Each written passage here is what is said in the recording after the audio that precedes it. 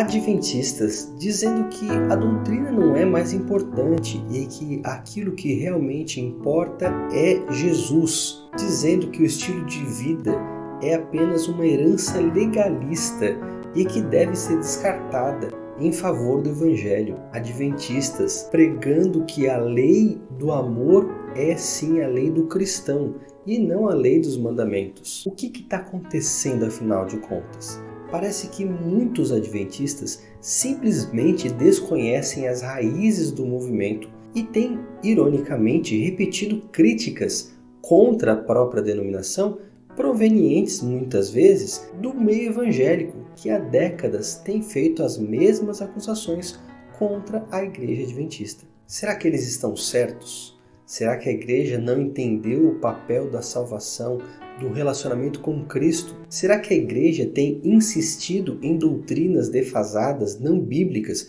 apenas para manter uma tradição? Por trás da reivindicação de sermos o povo remanescente, não haveria um orgulho que muitas vezes nos impede de ver o que realmente o Evangelho está dizendo? E será que para chegar a essa leitura mais aprofundada, mais bíblica, teríamos que descartar alguns conceitos fundamentais, inclusive aqueles que são provenientes dos testemunhos escritos por Ellen White? Talvez a raiz disso tudo esteja no entendimento sobre salvação. E embora muitas expressões como justificação pela fé, obras, juízo, intercessão, entre outros termos-chaves, sejam compartilhados por evangélicos, católicos, adventistas, enfim, por vários grupos cristãos, nem todos eles entendem esses mesmos termos da mesma maneira. Por trás da palavra justificação, por exemplo, há formas diferentes de pensar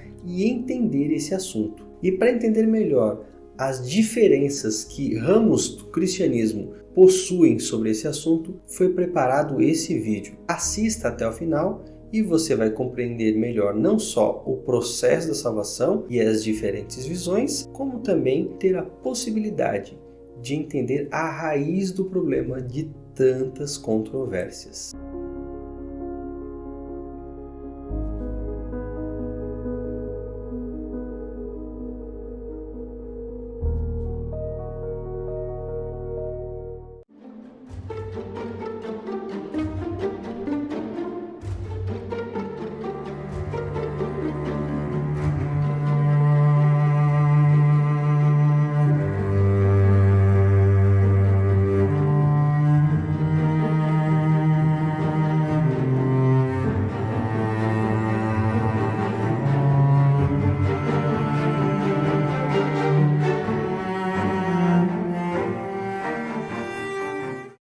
Mas antes da gente começar propriamente, me permita contar uma breve história para você. Essa história eu li certa vez e eu tenho usado como ilustração. Diz que um certo camponês, um homem muito pobre, que não usava nem sequer calçados, um dia conseguiu uma colheita que foi assim além das suas expectativas. E muito feliz ele foi vender o seu produto na cidade e conseguiu um bom dinheiro. Para comemorar, ele então foi a uma taverna, não era costume dele fazer isso, mas agora que ele tinha dinheiro excedente, ele foi.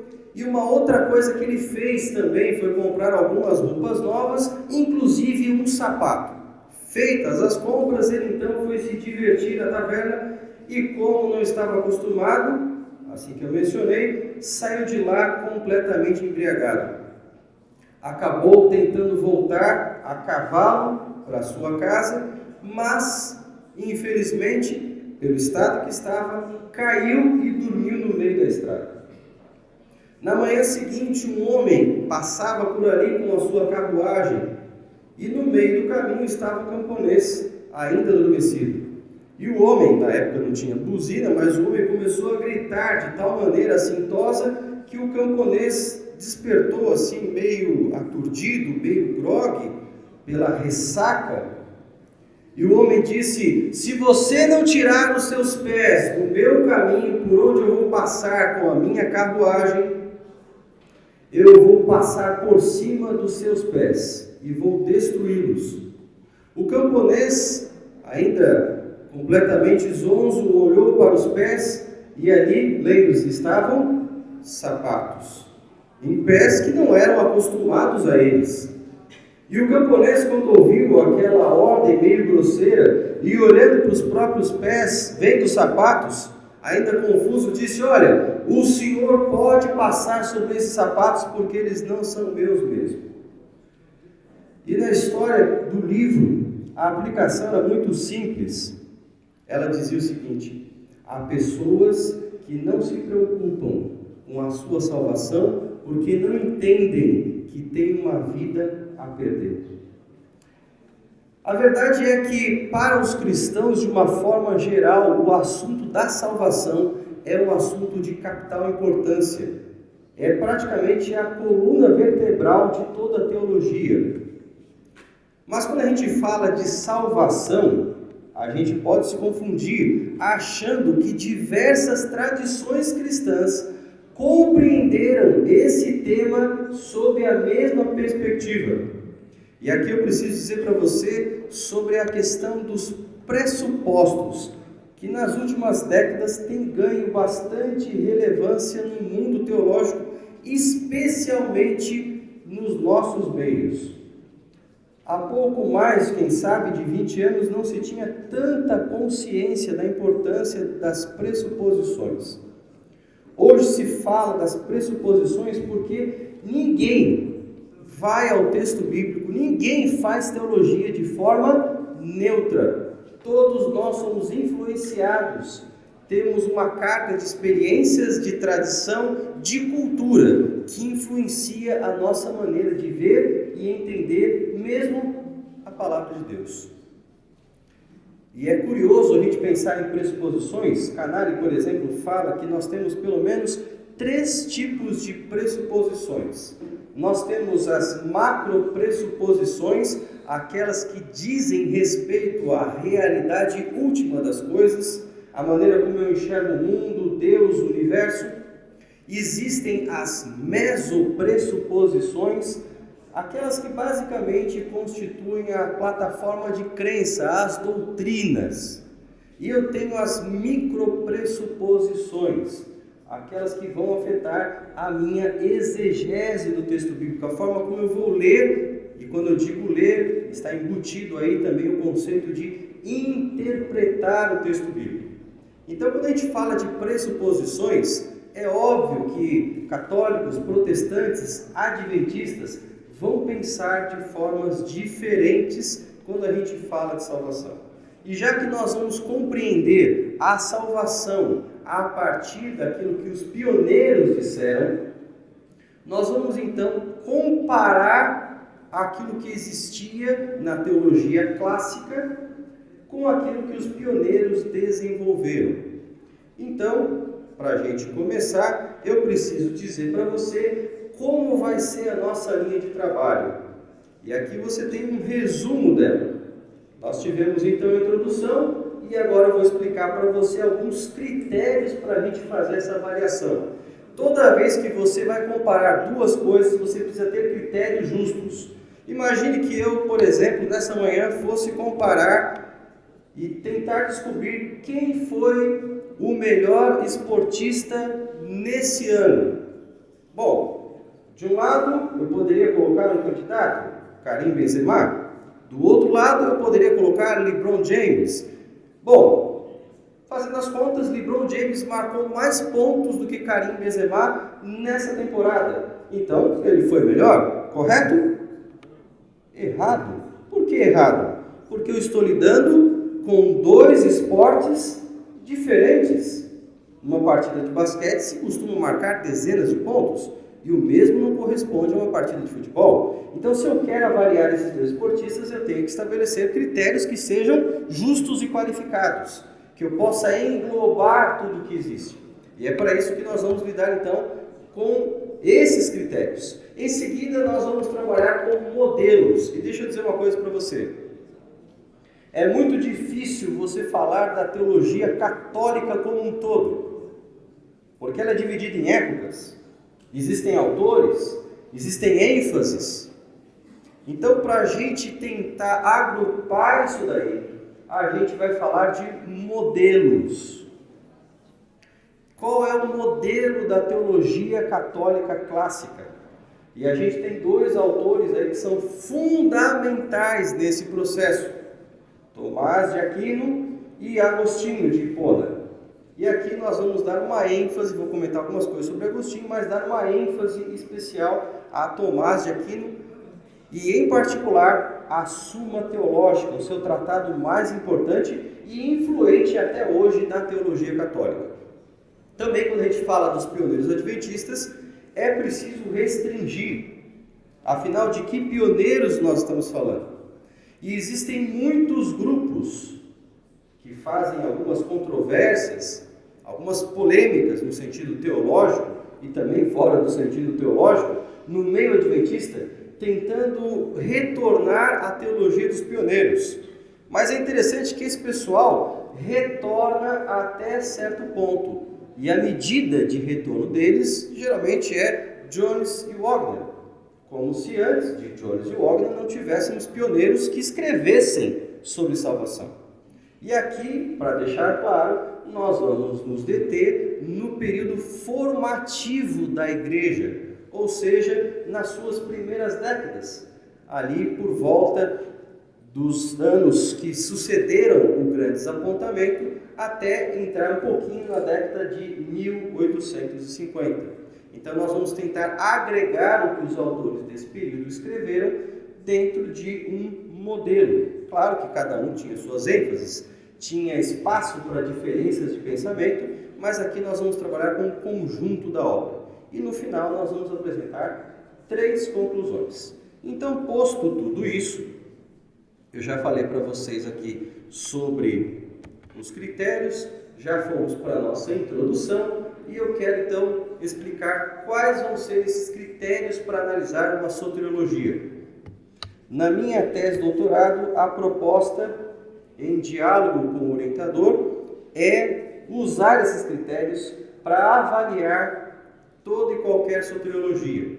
E a minha proposta de pesquisa, embora não seja falar de toda e qualquer soteriologia, ela começa justamente falando dos modelos católico, protestante e adventista, para depois expandir isso e verificar se, dentro do adventismo, nós temos mais de um modelo soteriológico. E eu acredito que sim, embora não seja o foco dessa apresentação. Mas então eu vou falar para você dos critérios que nós temos dentro desse trabalho, dessa proposta que eu estou fazendo.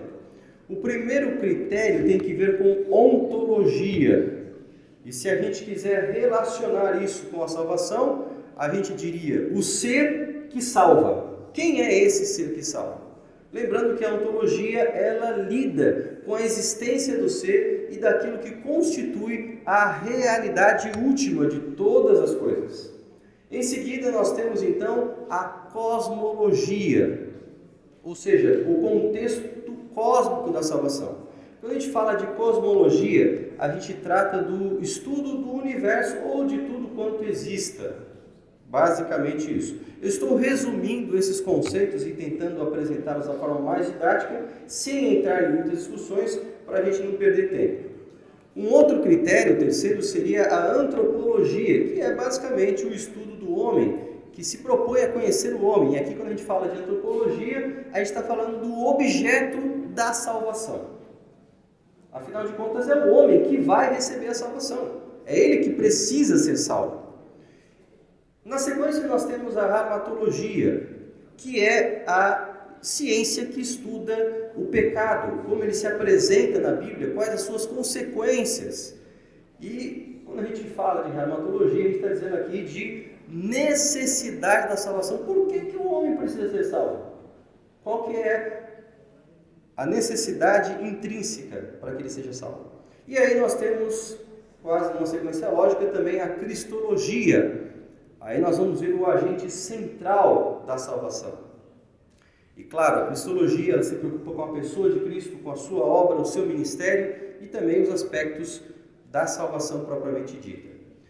Por falar em salvação propriamente dita, aí nós temos a soteriologia, que é o processo de salvação. E a gente está falando aí de um estudo que abarca toda a compreensão do que envolve essa salvação. E aqui eu uso um termo que talvez hoje esteja em voga por outros motivos e que tem outro sentido para muitas ideologias e até para quem as critica, que é o termo praxis. Lembre-se que antes desse termo ganhar esse sentido mais político, mais ideológico, ele já era usado também na literatura cristã para se referir simplesmente à prática de vida. Ou seja, no nosso caso aqui, a partir do momento que a salvação alcançou o indivíduo, como vai ser a sua vida? Em que isso vai implicar? Quais vão ser as mudanças visíveis na vida dessa pessoa? E por último, nós temos a escatologia, que você deve gostar porque você está aqui, você é adventista, então você gosta de escatologia. E eu não preciso me demorar muito nesse tema dizendo que é justamente o estudo das últimas coisas, dos últimos acontecimentos. E aqui a escatologia, ela serve para nós como fim planejado para a salvação. E eu estou usando aqui fim em duplo sentido. Fim também no sentido de término do processo, encerrar do ciclo da salvação, e fim também no sentido de alvo, de grande objetivo, de finalidade. A salvação existe para uma finalidade. Ok? Então esses são os critérios basicamente que a gente vai usar aqui para falar de soteriologia. E eu começo apresentando então o primeiro modelo, o modelo soteriológico católico. E sempre que necessário, eu vou fazer alguns comentários para que você faça um link que é muito importante.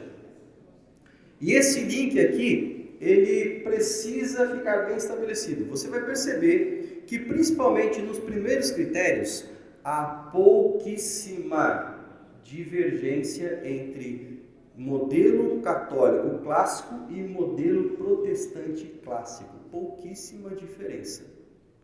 A mesma estrutura de pensamento se manteve durante a Reforma. Então a teologia da Reforma não é algo completamente novo. Pelikan, um dos maiores especialistas em Lutero, fala que é meio romântico você acreditar que a Reforma rasgou a teologia escolástica e fez uma coisa totalmente nova. Principalmente se você está entendendo aí que Reforma é o que Lutero, Calvino e Zwinglio empreenderam. A gente hoje usa mais comumente o termo reformas, porque existem outras reformas. Você tem os anabatistas, por exemplo, que partem de uma ideia restauracionista, a mesma que vai influenciar depois os pioneiros adventistas. Nesse sentido aí, você pode dizer que houve sim um rasgar da tradição, porque a ideia dos anabatistas era a tradição zero. Veja, a gente geralmente costuma ter 3 tipos de tradições aí. A gente tem a tradição 1 e a tradição 2, que são tradições em séculos diferentes. A tradição 1 se refere aos primeiros pais da igreja. Então os protestantes, em geral, aceitam essa tradição 1, os protestantes magisteriais. Os católicos aceitam a tradição 1 e a tradição 2, que constitui os pais posteriores. Já os anabatistas deram um bico nesse negócio e falaram, aqui nada de tradição. E eles rejeitam tradição 1, tradição 2 e para eles o negócio é tradição 0. O negócio é um projeto teológico que tem a iniciativa de resgatar a teologia do Novo Testamento.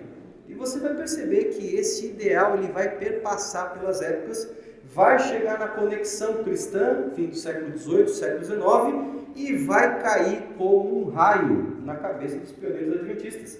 Eles pensam dessa mesma maneira. Então a gente, quando está falando de protestantes magisteriais, lembre-se, eles também aceitam algum nível de tradição e nesse sentido eles também absorvem pressuposições gregas, da filosofia grega, assim como os católicos.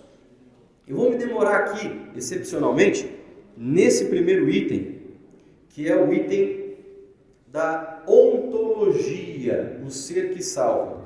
Porque esse tema, na teologia católica, ele é muito forte e ele é determinante. Então, se a gente for recorrer ao pensamento expresso na Suma Teológica, o que Tomás de Aquino fala a respeito da ontologia, sobre quem é Deus? Bom, Bom, ele começa dizendo que Deus está além de todo conhecimento humano. Ou seja, amigo, não sei por que você está aqui fazendo teologia, porque não se pode conhecer Deus. É quase um pensamento anti-teológico, porque teologia, na sua raiz, é um estudo sobre Deus, e você não pode conhecer Deus. Mas veja, não é uma negação completa do conhecimento de Deus.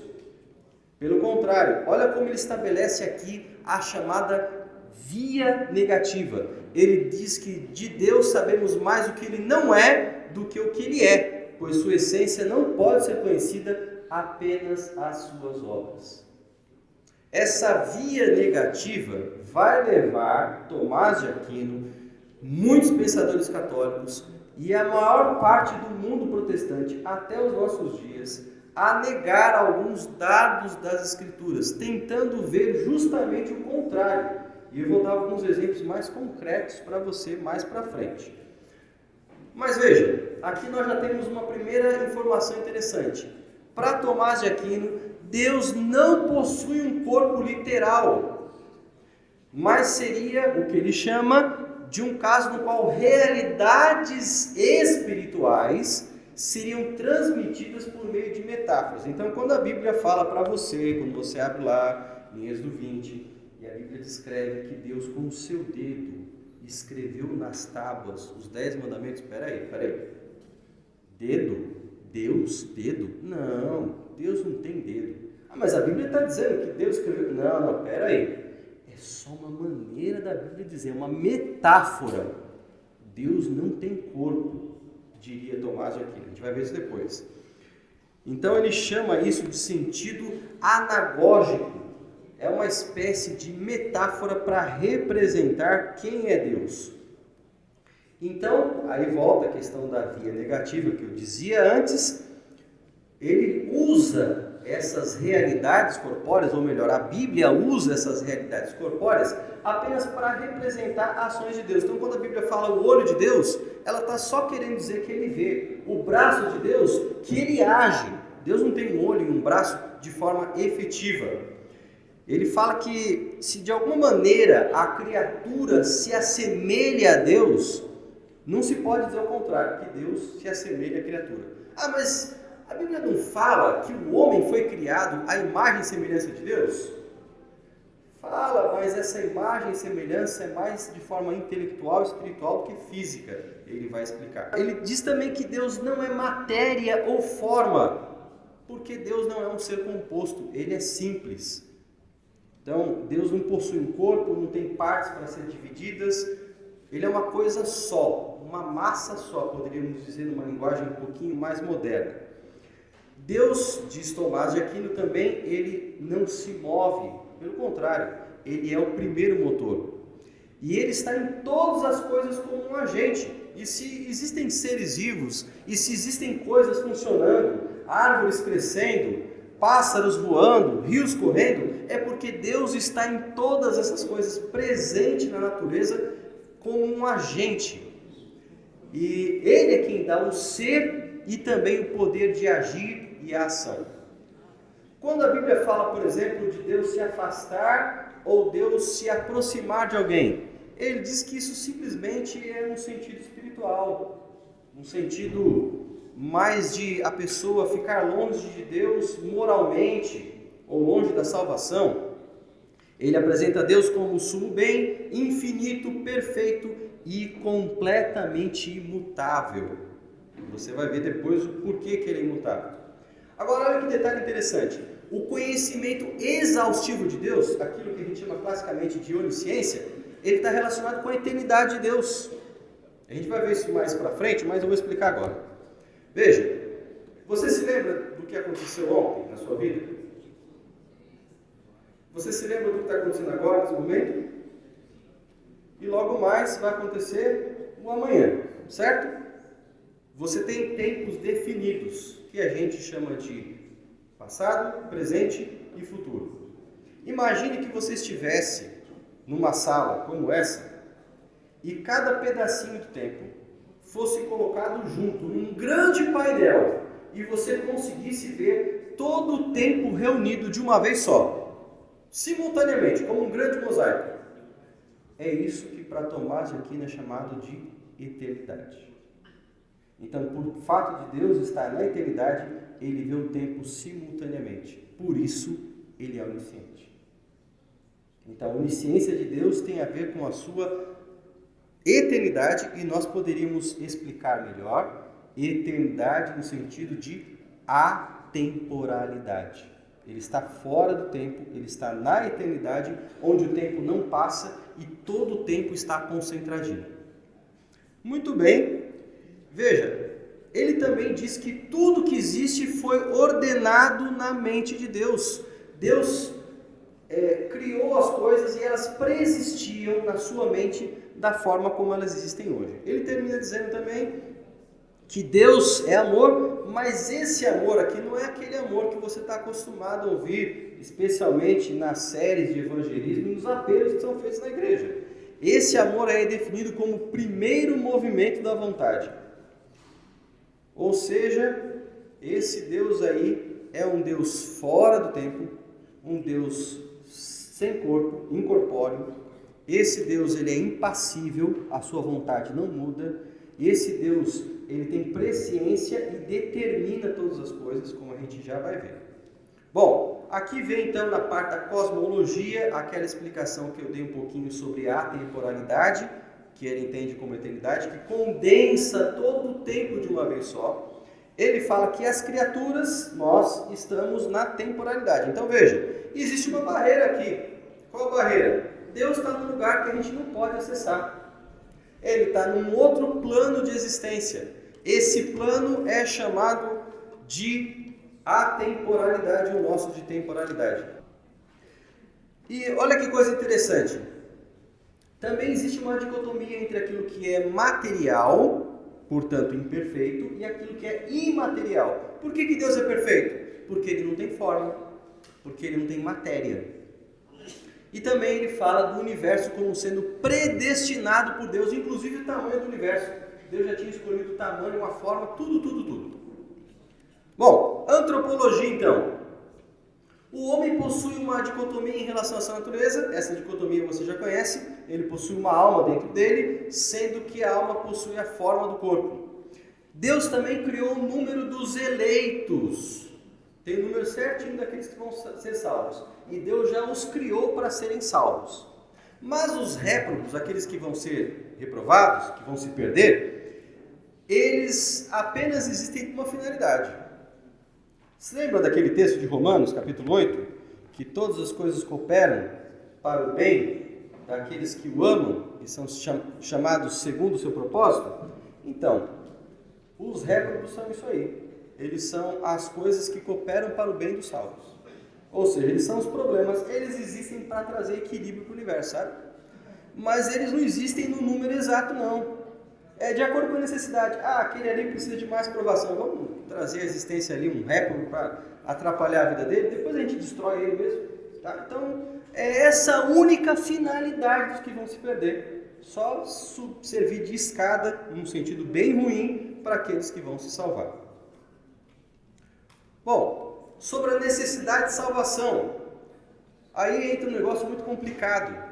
Porque a necessidade de salvação é muito mais uma providência divina. Por quê? Porque Deus criou os maus.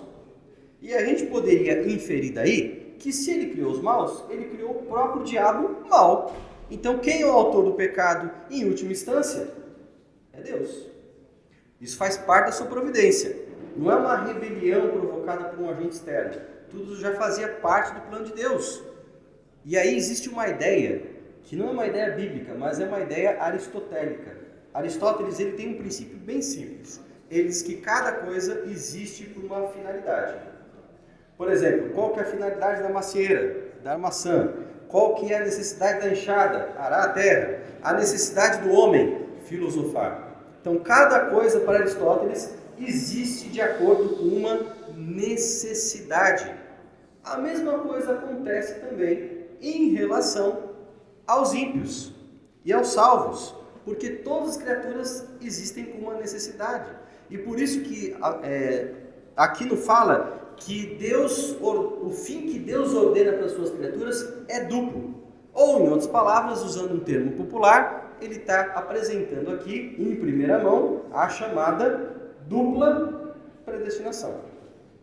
Logo, o pecado não é um desvio do plano de Deus. Pelo contrário, ele está incluído nesse plano, faz parte dele. Tá? Na cristologia, existe um Salvador, mas dada a sua distância em relação aos homens, você necessita de um panteão de intercessores. Você pode botar na conta aí Maria, você pode também colocar os santos. Com respeito à soteriologia, agora o negócio começa a ficar um pouco mais complicado. Eu preciso que você preste atenção nesse ponto aqui. Deus predestina os salvos. Isso já deve ter ficado claro na sua mente, porque Deus tem conhecimento antecipado e Ele cria todas as coisas e já destinou alguns homens para a perdição. Então é óbvio que o sistema vai levar à conclusão de que se faz necessária a predestinação. Veja o que eu estou dizendo aqui e o que eu não estou dizendo. Não estou dizendo que a predestinação seja certa. Eu estou dizendo que dentro desse sistema, partindo dessas pressuposições, é lógico que o resultado final vai ser a predestinação. E uma coisa pode ser lógica, fazer sentido dentro de um sistema e não ser bíblica, como é o caso. Veja que ele apresenta que a predestinação não inclui apenas a presciência de Deus. Não é só que Deus já sabe quem vai escolher ser salvo e aquele que não vai escolher. Pelo contrário, ela determina as ações. E aqui ele fala textualmente que Deus envia graça e glória aos eleitos, mas também dá uma permissão para os reprovados caírem. Deus dando um empurrãozinho para a pessoa cair. E predestinar, de acordo com ele, pressupõe eleição e amor. Amor no sentido filosófico que ele apresentou antes.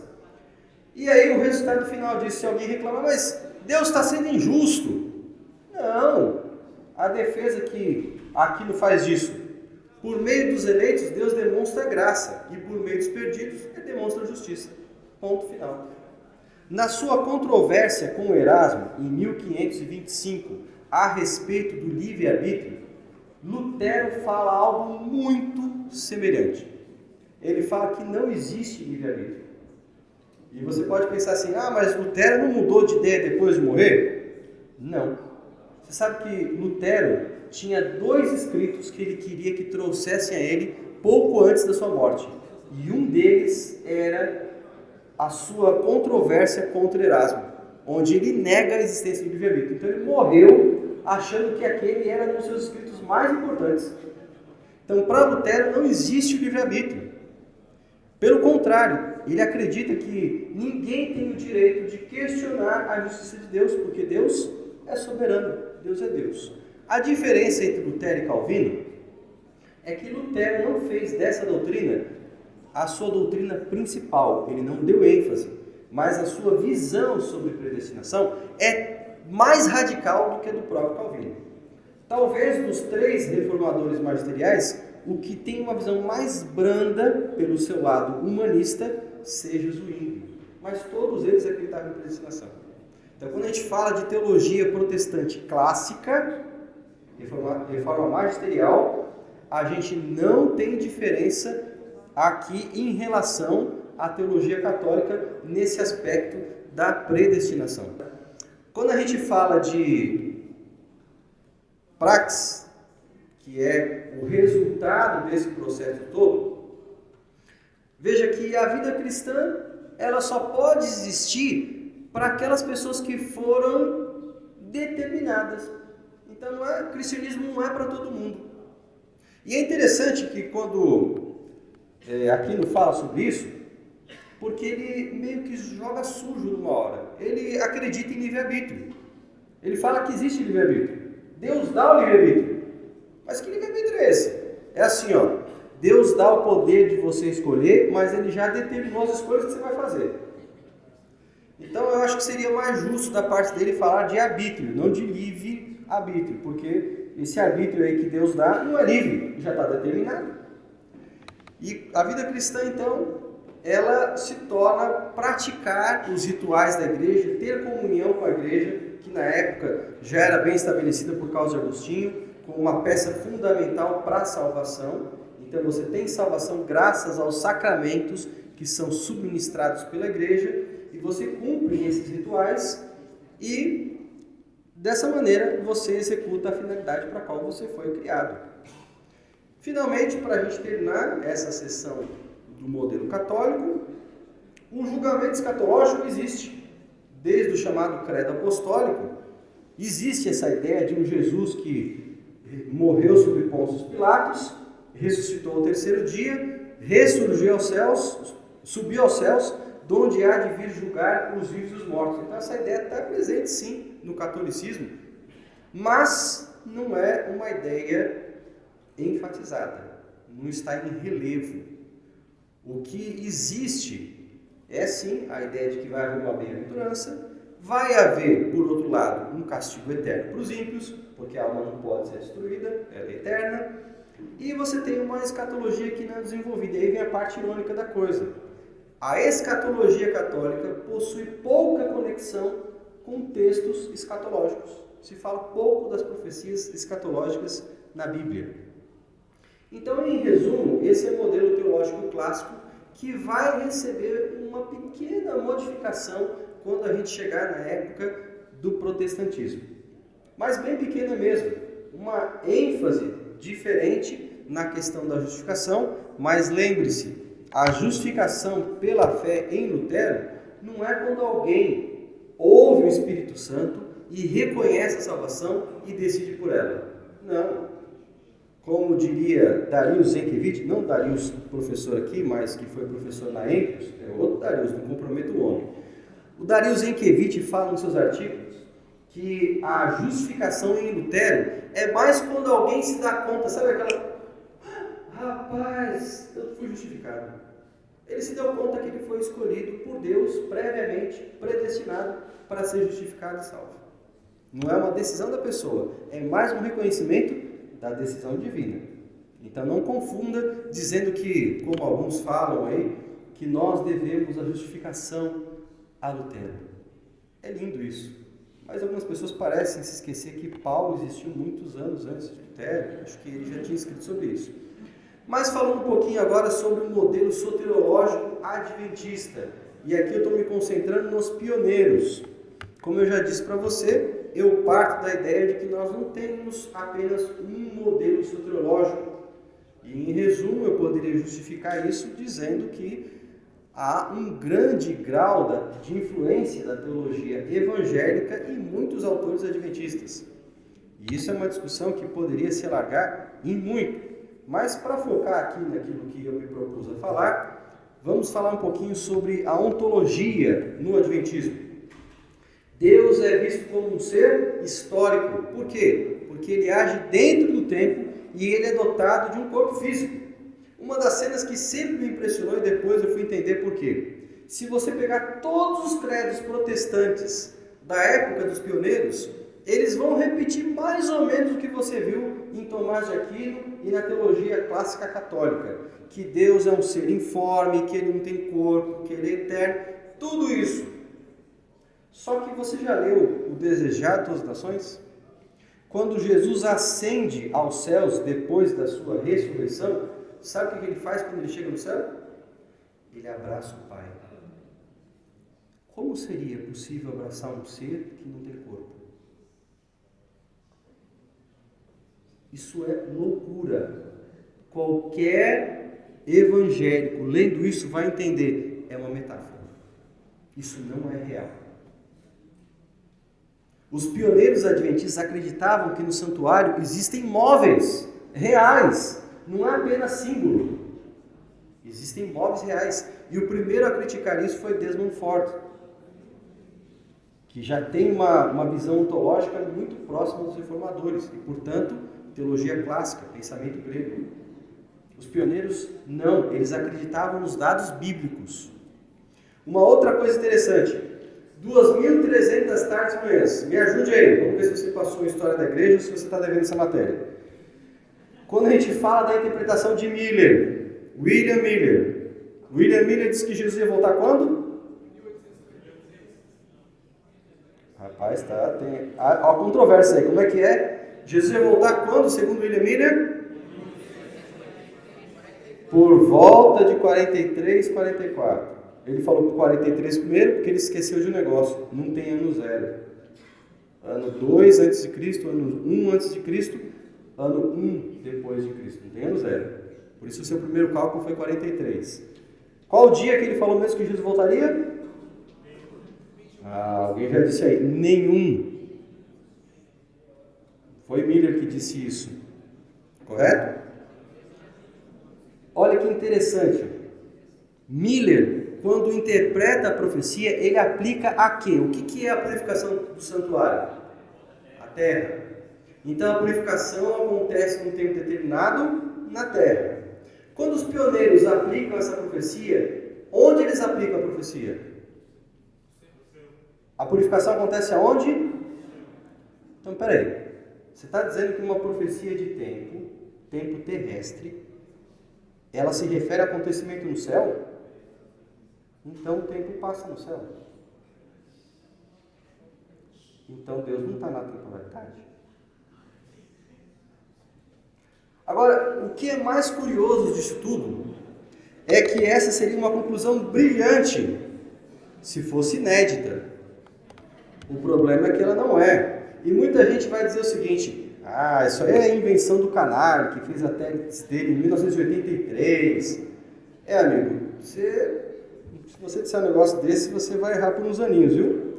Porque em 1845, Cruzier já disse isso, que a realidade eterna não é estática, ela é dinâmica. Veja, esses camaradas pioneiros, eles não eram filósofos. Se você perguntasse para eles assim, qual a sua base ontológica? Eles não usam esses termos refinados, mas eles são inteligentes para perceber, à luz da Bíblia, as implicações daquilo que eles estão estudando.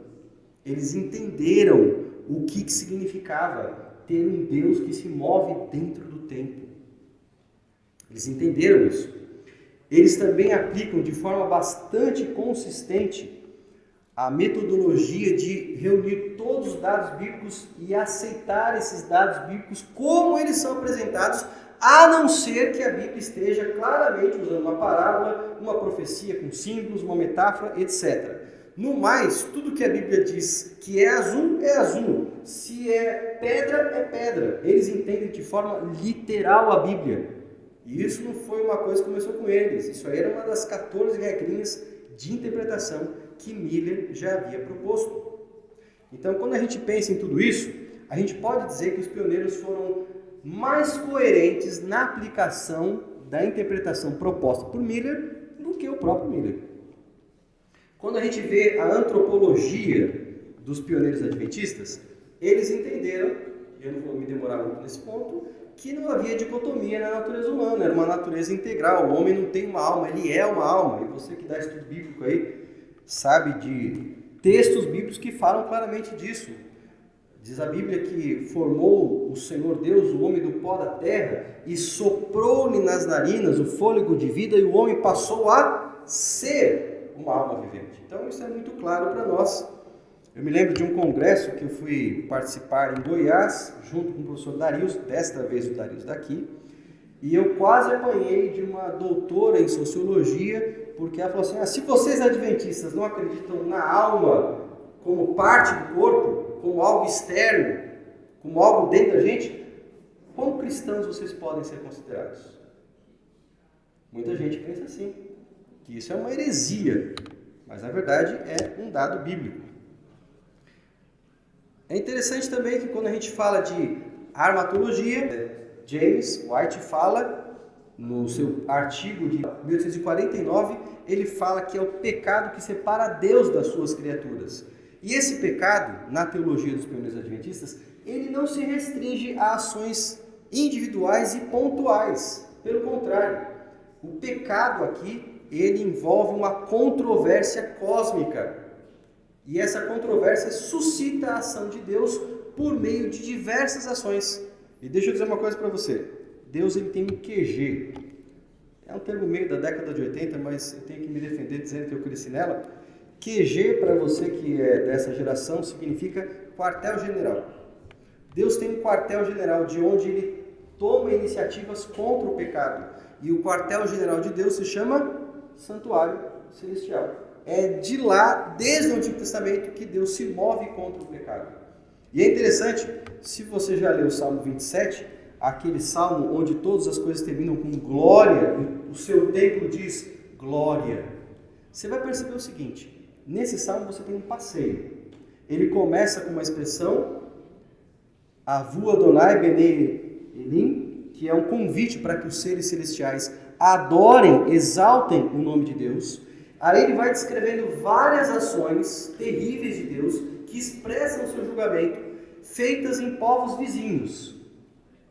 Então ele faz esse movimento, ele começa no céu, ele passeia pela terra, e aí no final, quase no finalzinho do salmo, ele diz assim, e o seu templo diz glória. Então as ações de Deus na terra repercutem na adoração dos seres celestiais. Então você tem uma conexão aí do santuário com as ações de Deus em vários níveis. Quando a gente fala aí de cristologia, deixa eu avançar que o meu tempo não para. A gente tem aqui a centralidade da obra de Cristo. E olha que riqueza. Cristo não é só aquele que morreu na cruz por mim. Cristo é a oferta sacrificada pelos pecadores e a simbologia do santuário, desde Cruzier e depois passando por Bates, por James White, terminando finalmente em Andrews e Smith, que são os últimos a escreverem no período de uma década apologias a respeito da interpretação de 1844 dada pelos pioneiros adventistas. Eles sempre exaltam esse modelo de interpretação a partir da simbologia do santuário. E ele enriquece. Você percebe como ver Jesus na cruz como a oferta sacrificada faz todo sentido. Além disso, ele é o sumo sacerdote que intercede pelo seu povo, e há também uma grande linha de defesa entre os pioneiros para mostrar que Jesus é sacerdote de acordo com a ordem de Melquisedeque. Ele também é visto como juiz, porque o santuário é um lugar de juízo. A obra de Deus é o juízo investigativo, feita por meio de Jesus Cristo. Ele também é aquele que envia o Espírito Santo para fortalecer os crentes. E Ellen White dá destaque a isso, a gente vai ver para frente. E o rei que virá para resgatar os salvos. Então você tem uma cristologia muito rica, muito simbólica e diversificada, onde o papel de Cristo é entendido em diversas frentes. E o que a gente pode falar de soteriologia? Bom, quando a gente vai para a soteriologia propriamente dita dos pioneiros, é uma riqueza teológica muito interessante que a gente vê aqui. Mas a gente percebe que ela é encarada como um processo, porque Cruzier é o primeiro a notar que expiação na Bíblia tem vários sentidos. Expiação não é uma ação única, pontual, linear. Não, existem vários processos que são chamados de expiação. Existem vários termos que descrevem esses processos, muitas vezes até de formas intercambiáveis.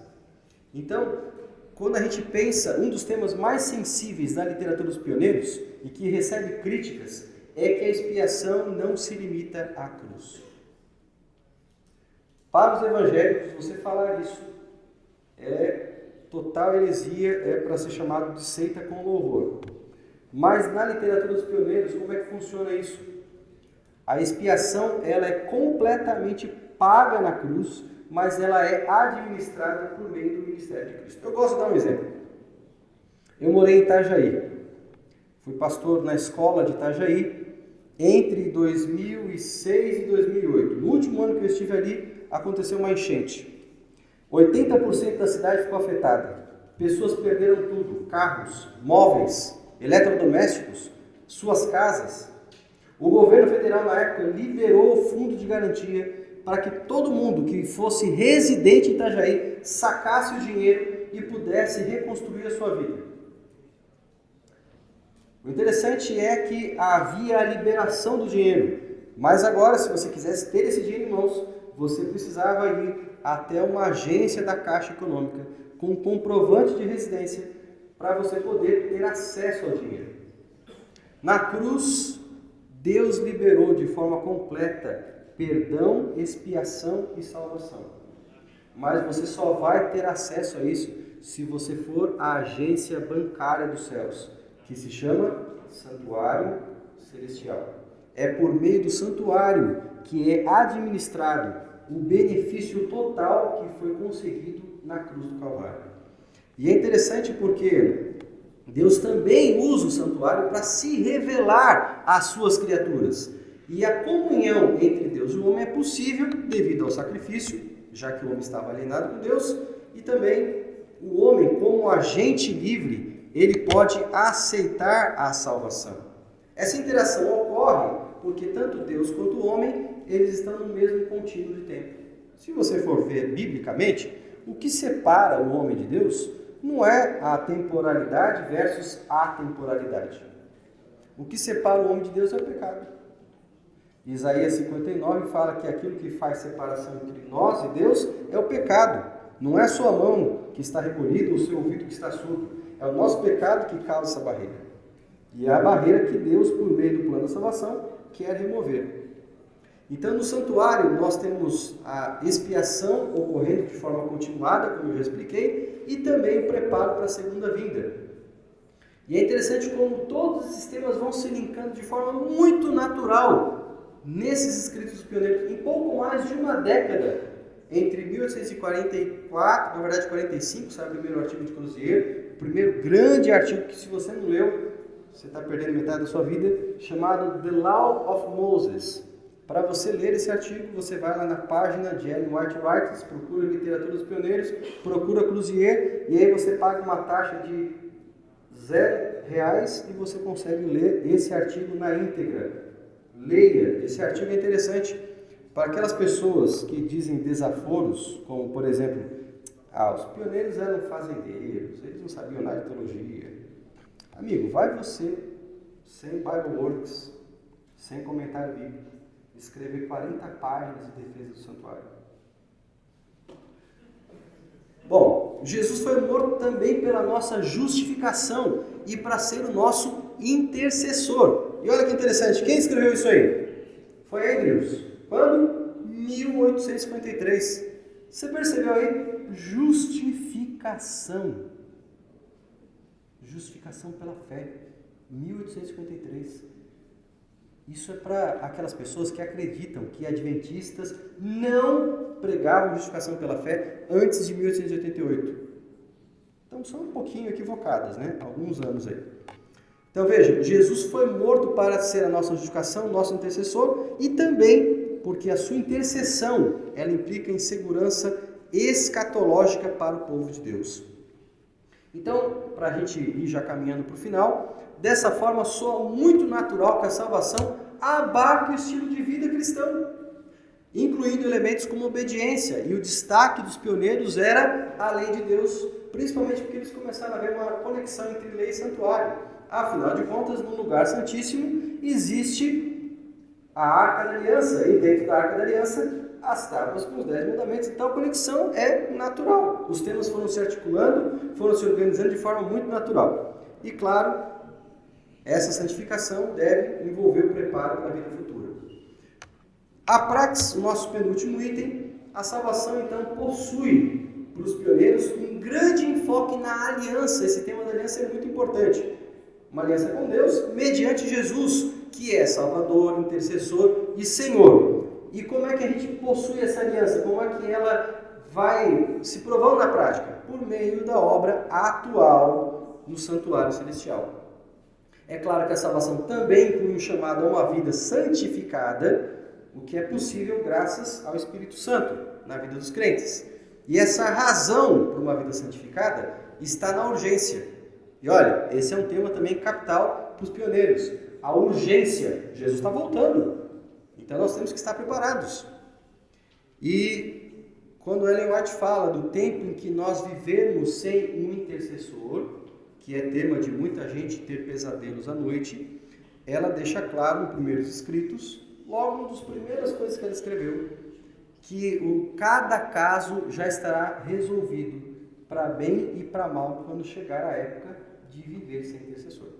Então já vai ter sido decidido no santuário cada caso pelo nosso Salvador.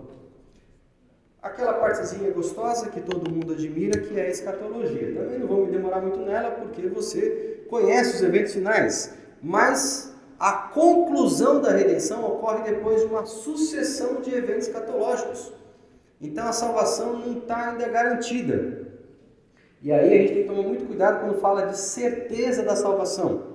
E existem muitas ideias relacionadas à certeza da salvação. E a gente tem que tomar cuidado, porque a gente pode ter certeza, em alguns níveis sim. Eu tenho certeza de que Cristo é Salvador suficiente e graças à sua obra Ele pode cobrir os meus pecados. Eu tenho certeza disso. Tenho certeza na sua obra. Mas eu não posso ter certeza que eu vou estar salvo, porque a salvação depende também da minha interação dentro da aliança e das escolhas que eu vou fazer. Se eu escolher me afastar, eu não vou estar lá. Simples assim. Por isso que Ellen White fala que no julgamento, nomes são colocados no livro e nomes são retirados. Então, a gente tem que tomar cuidado quando fala de certeza de salvação. Uma das coisas importantes quando a gente quer falar e ser entendido é você usar termos de forma precisa. E é para se debater essa questão da certeza, para que a gente não dê aquela ideia passada pelos evangélicos de uma vez salvo, salvo para sempre. Cuidado, isso aí é contrário à nossa teologia. Nós não acreditamos em predestinação. E claro que esse tema da restauração de todas as coisas, ele é posto em relevo como um convite. Veja que a escatologia, ela também tem um tom de admoestação para que a gente vença o orgulho, o egoísmo, o amor ao mundo e todas as palavras e obras más. Jesus libertará os santos ao terminar a sua obra em seu santuário para resgatá-los. Então agora eu vou para a minha conclusão. Tenho zero de tempo possível, mas a minha conclusão é bem rápida. Você viu aí, nessa nossa rápida comparação, que é muito simples a coisa. Quando você parte de pressupostos diferentes, os resultados não são iguais. Não podem ser iguais. E aí, 3 recomendações. A primeira delas, a necessidade de avaliar modelos soteriológicos em nossos livros, artigos e pregações, para saber se eles realmente são coerentes com o sistema adventista. Muita gente que tem pregado a mensagem da justificação pela fé, tem pregado o que os evangélicos afirmam, e não aquilo que é coerente com o nosso sistema. Segunda recomendação, nós temos uma urgência em mensurar o reflexo de uma teologia mais evangélica sobre as novas gerações, especialmente quando a gente pensa em alguns comportamentos sintomáticos que são vistos nas redes sociais. Gente dizendo que doutrina, por exemplo, não importa. O que importa é você ter a Cristo, que Cristo é a chave hermenêutica. Mas de que Cristo estamos falando, cara pálida? É o Cristo da Bíblia ou é apenas um recorte distorcido por algumas ideologias? Um Cristo que não está no santuário, um Cristo que não é sumo sacerdote, um Cristo que não realizou nenhuma obra em 1844? Isso não é a mensagem adventista. E não é torná-la mais cristocêntrica. Pelo contrário, é torná-la diluída, apagada, sem relevância. E é claro, quando eu penso dessa maneira, se Cristo não está fazendo obra nenhuma por mim, se tudo que eu preciso eu já tenho, se eu já sou justificado e é só isso mesmo, então o estilo de vida não importa. E aí vocês vão encontrar a terceira recomendação, que é desenvolver uma teologia coerente com os pressupostos dos pioneiros, para resgatar a identidade adventista, especialmente aqueles que estão no 4º ano e vão sair a campo, chamados já. Ouviu amém? Amém? Saibam que as igrejas de vocês debatem temas como usar ou não tatuagem, usar ou não brinco, e muitos adventistas já nem debatem mais, já assumiram que não tem problema nenhum, que isso aí é coisa do passado, porque para essas pessoas estilo de vida não faz diferença, é só ter Jesus no coração, é só acreditar, pronto, já estou justificado. E essa não é, nunca foi a mensagem adventista. Então nós precisamos resgatar o que é a mensagem adventista e precisamos ensinar a nossa igreja a pensar como adventistas e não como católicos, evangélicos ou qualquer outra coisa batizados. Que Deus abençoe você e que de fato esse tema sirva para a sua reflexão, para o seu amadurecimento e para que você tenha um incentivo aí para pensar em questões que são básicas, importantes e que merecem a nossa atenção.